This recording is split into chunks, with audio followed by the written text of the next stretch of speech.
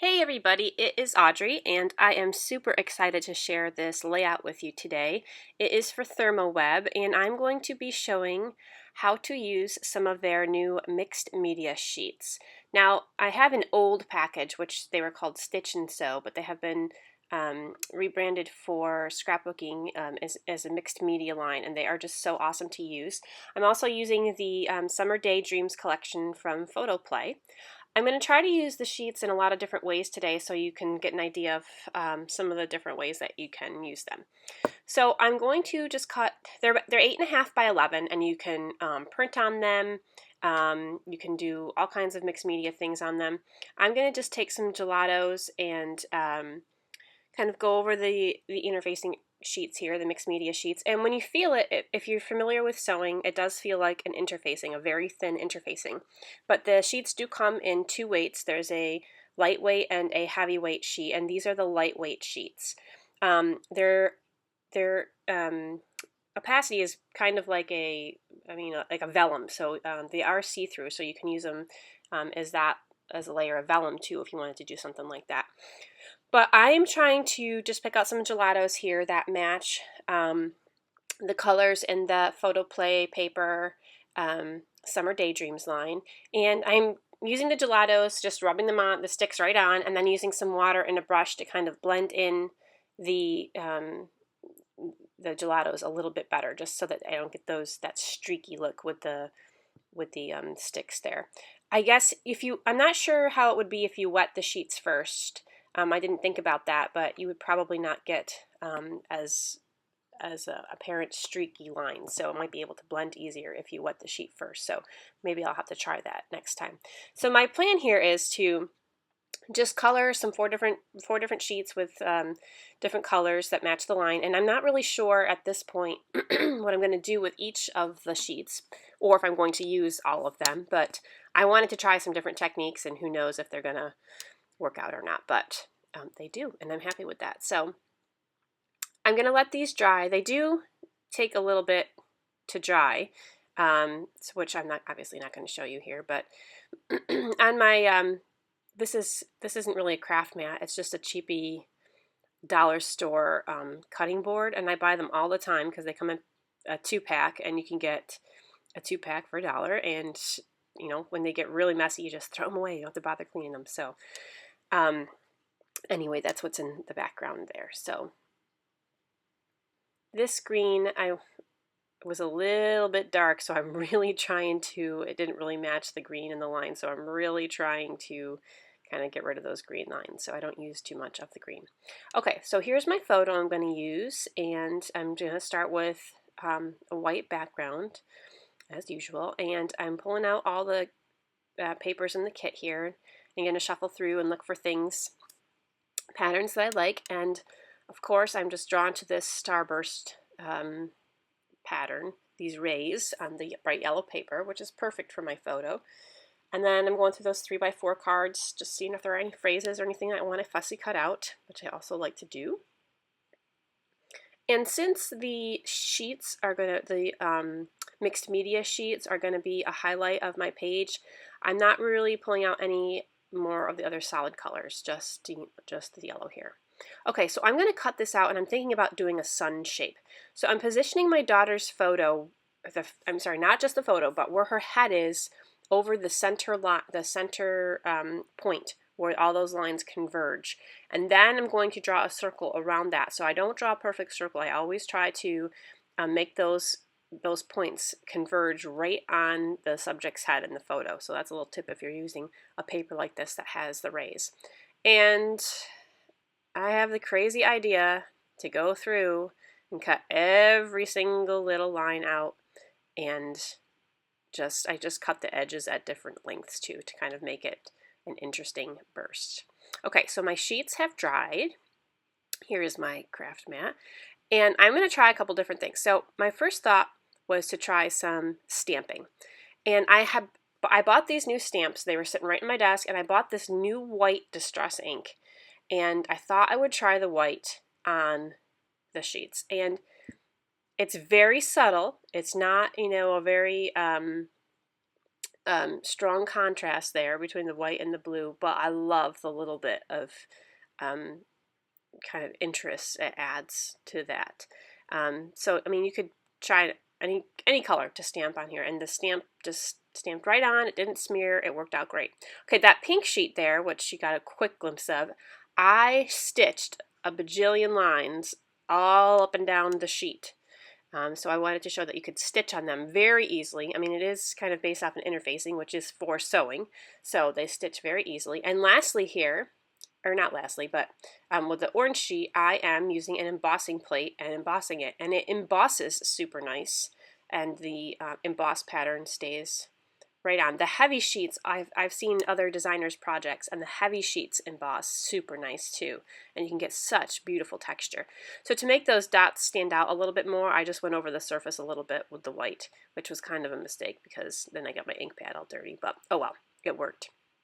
Okay, so now I'm going to play around with the design and see how do I want to use these sheets. And because they are thin, and they were also very, very colorful, I only wanted to use a little bit. So I'm just going to go ahead and rip them.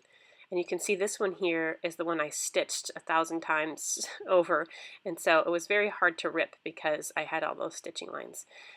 I'm just going to kind of rip them all in a similar shape, kind of a larger towards the middle and tapered at the ends. So the orange one is embossed, the pink one is stitched, and the blue one is stamped. And it's very easy to tear. Very easy to tear. And I'm just going to play around, maybe if I want them arranged different ways. And that's the other good thing about these, is that you can flip them over if you want something, like if you rip a piece and you flip it over, and you still get the color on the back because the color goes right through. So it's not one-sided. You can use the other side as well and flip it over. And I decided to do a little tiny piece of green. So actually I like the way it looks just like that without the yellow paper in the background. It looks kind of cool. And I thought I needed another piece of just plain, a plain sheet there in the background to kind of help soften the contrast between the colors and the yellow. And I went ahead and cut that yellow circle in half because it was just too much on the left side. So I just wanted to have that concentrate on the right. So I love how this is looking right here. So I cut out this word summer from one of the 4x6 cards. And my plan is to fussy cut out those letters and use them as a title. And I'm just going through and finding some papers here to use kind of as a mat in the background. These are super fun and really cute summer prints. All kinds of little, there's that watery page, there's one with kiwi, which is so cute. I think there's one with flip-flops, super cute. So I took this sticker off the 12x12 sticker sheet, and it's a pair of sunglasses, and my intention is to make the glasses kind of look like the aviators that my daughter's wearing in the photo, and give them a nice foiled look, which I will do in a little bit here after I fussy cut out all these letters, which I'm not going to show you all that cutting, but there they are. There's the letters. So I wanted something, I felt kind of like those colors were just kind of like blending over to the left a little bit. And I wanted to put something there to kind of make the color come to a stop. I don't know if that makes any sense, but to help stop your eye so that it didn't make those colors too jumbled. And so I added a couple strips right behind the photo of a piece of colored paper, and then I'm going to do the same thing here with a black and white strip. And I think that helps keep all the color to the right a little bit, and so that you don't, I don't know, so that just makes it stand out better, and keeps it contained over there. And it also helps, I think, draw your eye to the photo. Again, here's another way that I have an element drawing your focus to the photo, having those strips go right up and down, kind of through the top of my daughter's head and then underneath as well. So on the sticker sheet, there are these tiny little dots, which are super cute. I love them, and they're perfect for scattering. And so I'm just scattering them all over.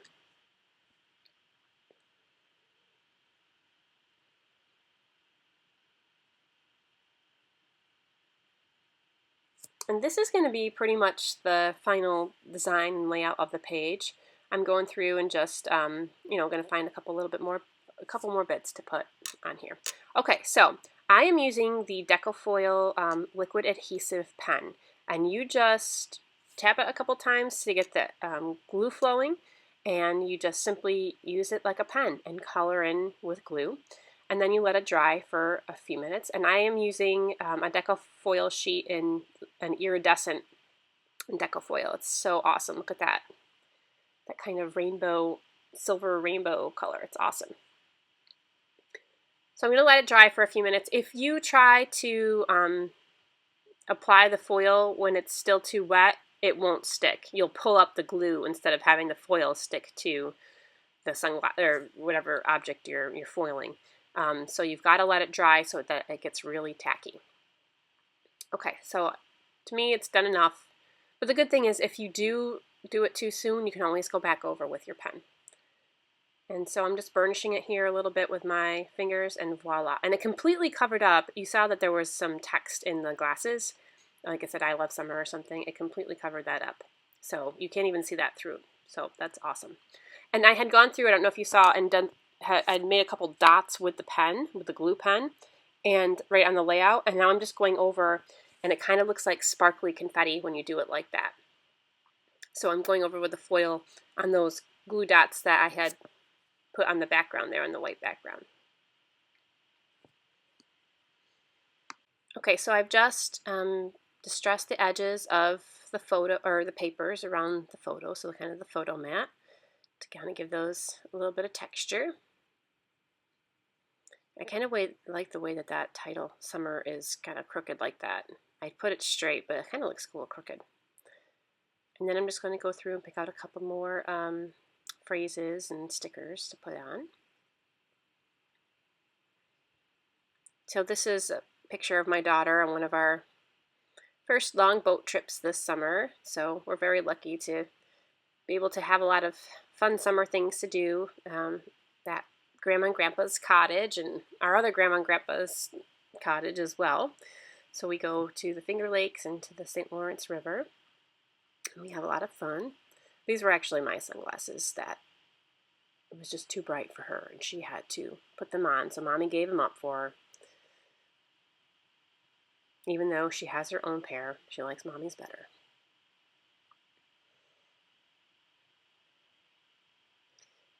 Okay, in my hand, you'll also notice another product new from Therm. This is their mixed media liquid glue.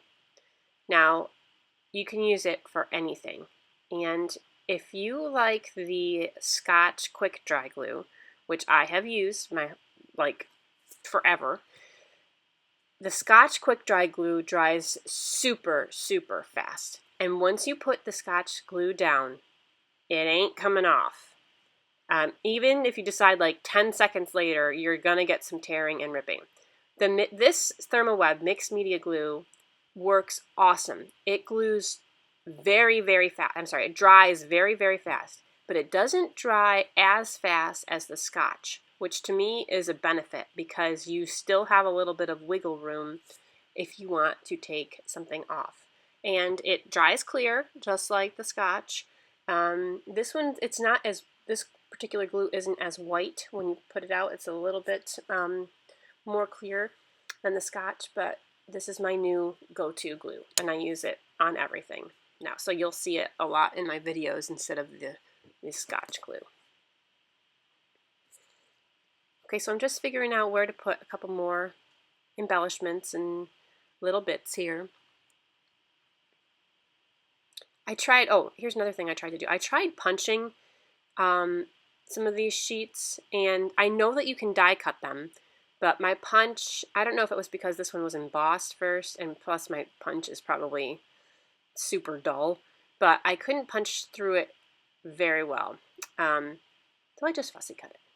So there it is. Look at all those awesome layers and all those different things that you can do to those mixed media sheets. So go to the Therm store, check it out, grab a package of these sheets and give it a whirl. Hope you enjoy and learned something. Have a great day.